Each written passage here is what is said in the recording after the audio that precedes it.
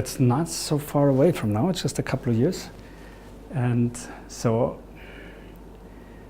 my expectations for change are really rather low. What I would like to see on the side of people writing text is more awareness of typography.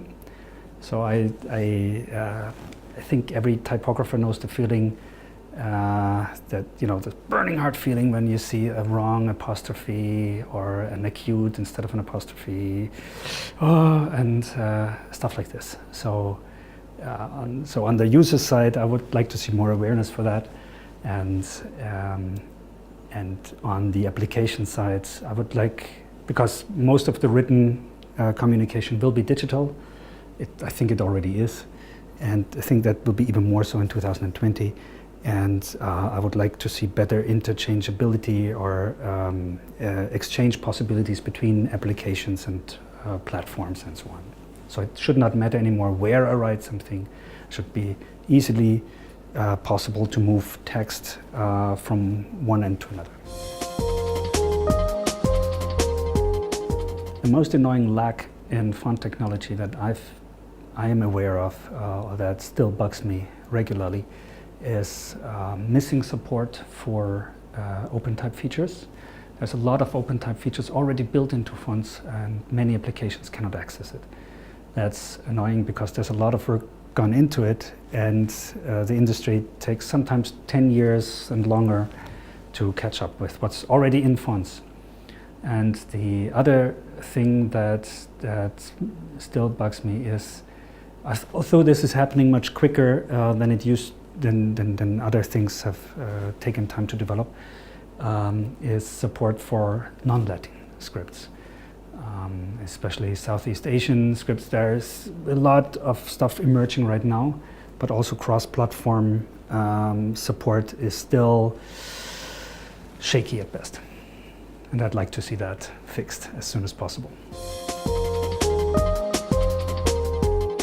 Basically, I like the OpenType format. I would, number one, get rid of its limitations and introduce better compression to it.